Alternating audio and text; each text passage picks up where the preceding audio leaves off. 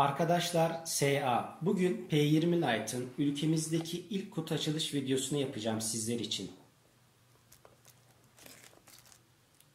Telefonu dandik poşetin içinden çıkardıktan sonra ön tarafında bulunan çentiği nedeniyle bende Çin malı bir iPhone'u kullanmaya başladığım hissini verdi. Telefonun power tuşuna basalım. Yan tarafta telefonun açılmasını beklerken biz de kutu içeriğine bakmaya devam edelim.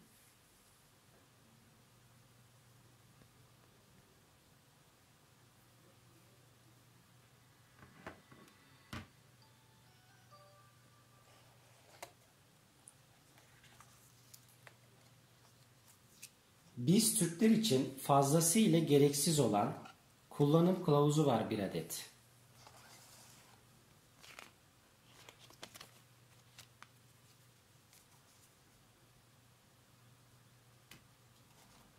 Sonra elektronik alet olmanın 5 şarjlarından biri olan yüksek hızlı şarj desteğine sahip bir adet adaptör ile kablosu var.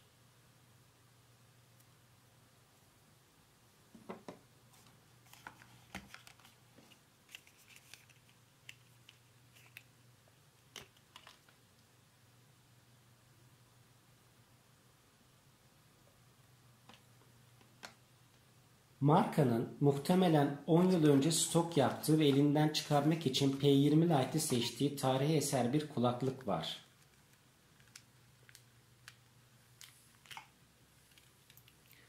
Kutu içeriği böyle olan telefonun tasarımına biraz bakacak olursak, markanın iPhone X'in tasarımı olan önde çentikli ekran, arkada ise dikey konumlandırılmış çift kamerasını P20 Lite'a copy paste etmesi nedeniyle telefonu ince, hafif, şık bir cihaz kılmış.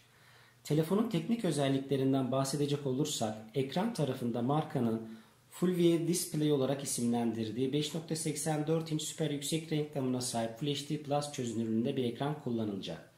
İşlemci tarafında ise yine markanın kendi üretimi olan Kirin 659 işlemcisi kullanılacak. 4 GB RAM ve 64 GB hafızaya yer verilecek. Yazılım tarafında ise Android 8.0 arayüzüne entegre edilmiş EMUI 8 işletim sistemi kullanılacak. Kamera tarafına baktığımız zaman ön kamera 16 megapiksel, arka kamera ise 16+2 megapiksel olmak üzere toplamda çift kameraya yer verilecek. Telefonun bataryası ise 3000 mAh kapasitesinde olacak. Detaylı incelememizde görüşmek üzere. Şimdilik hoşça kalın. Cihaz hakkındaki düşüncelerinizi ve sorularınızı yorum bölümünde paylaşmayı unutmayın.